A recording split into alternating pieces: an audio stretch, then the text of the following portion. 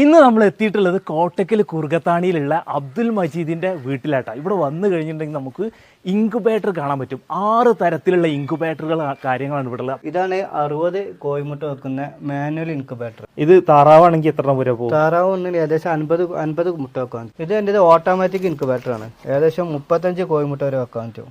ഇത് റേറ്റ് വരുന്നത് ഏകദേശം 1600 രൂപ റേറ്റ് വരുന്നത്. ഇത് വരുന്നത് 60 മുട്ടന്റെ വരുന്നുണ്ട് അല്ലേ? ഇത് 3000 റേറ്റ് വരും. ഇതാണ് മൂന്നാമത്തെ മോഡൽ അല്ലേ? അതെ അതെ. ഇത് എങ്ങനെ സെമി ഓട്ടോമാറ്റിക് എന്ന് വെച്ച് കഴിഞ്ഞാൽ എങ്ങനെ റെഡി? സെമി ഓട്ടോമാറ്റിക് തന്നെ ജസ്റ്റ് നമ്മൾ കമ്പി വലിച്ചു കൊടുത്തിട്ടുണ്ട് ഓട്ടോമാറ്റിക്.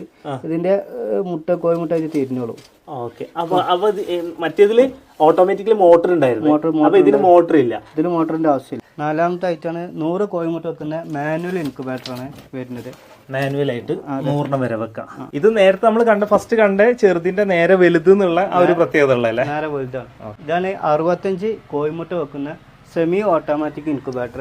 ഇതാണ് 60 കോഴിമുട്ട വെക്കുന്ന ഓട്ടോമാറ്റിക് ഇൻക്യുബേറ്റർ അല്ലേ? ഇതിന്റെ പ്രൈസ് റേഞ്ച് എങ്ങനെ വരുന്നത്? ഇതിന് റേറ്റ് വരുന്നത് 3600 ആണ്. 1 വർഷം ഗ്യാരണ്ടി ഉണ്ടാവും. സെമി ഓട്ടോമാറ്റിക് റേറ്റ് വരുന്നത് 2300. പിന്നെ മാനുവൽ ഇൻക്യുബേറ്റർ 100 വെക്കുന്നത് 2000. ഓട്ടോമാറ്റിക് ഉണ്ട് 35 കോഴിമുട്ട വെക്കേണ്ടത് 3000 റേറ്റ് വരുന്നത്. പിന്നെ സെമി ഓട്ടോമാറ്റിക് ഉണ്ട് 40 കോഴിമുട്ട വെക്കുന്നത്. അത് റേറ്റ് വരുന്നത് 1800.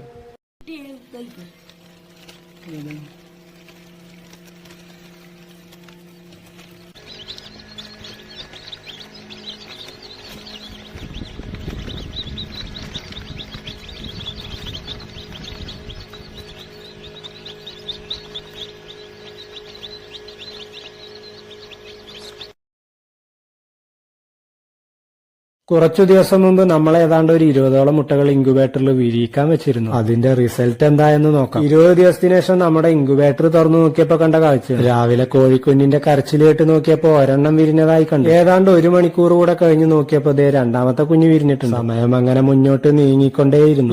ചപ്പിലക്കോഴിയുടെ മുട്ട എന്തായെന്ന് അറിയാനുള്ള ആഗ്രഹം കൊണ്ട് നമ്മൾ ഇന്ന് ഇൻക്യുബേറ്റർ തുറന്നു നോക്കിയതാണ്. ആദ്യം നമ്മൾ അട വെച്ചിരുന്ന ബ്രഹ്മക്കോഴിയുടെ മുട്ടകൾ വിരിയാൻ തുടങ്ങിയിട്ടുണ്ട്. സൈഡിലായി വെച്ചിരുന്ന ചപ്പിലക്കോഴിയുടെ മുട്ടകൾക്കകത്തുകൂടി പ്രകാശം കടത്തിയിട്ടപ്പോ സംഭവം വിരിയാറായിട്ടുണ്ട്. പിന്നെ മുട്ടക്കകത്ത് കുഞ്ഞുങ്ങളുടെ ചലനങ്ങൾ വ്യക്തമായി കാണാൻ പറ്റിയിരുന്നു. 1-2 മണിക്കൂറിന് ശേഷം വന്ന് നോക്കിയപ്പോ നമ്മുടെ ബ്രഹ്മയുടെ കുഞ്ഞുങ്ങൾ 5 വിരിഞ്ഞിട്ടുണ്ടായിരുന്നു. ബാക്കിയുള്ള മുട്ടകൾ വിരിയാനുള്ള തയ്യാറെടുപ്പിലാണ്. വീണ്ടും ഒരു 3-4 മണിക്കൂറിന് ശേഷം ചെന്ന് നോക്കിയപ്പോഴേക്കും 11 മുട്ടകൾ വിരിഞ്ഞിട്ടുണ്ട്. ആദ്യം നമ്മൾ അടവച്ച 12 മുട്ടകളിൽ 11 വിരിഞ്ഞു കിട്ടി.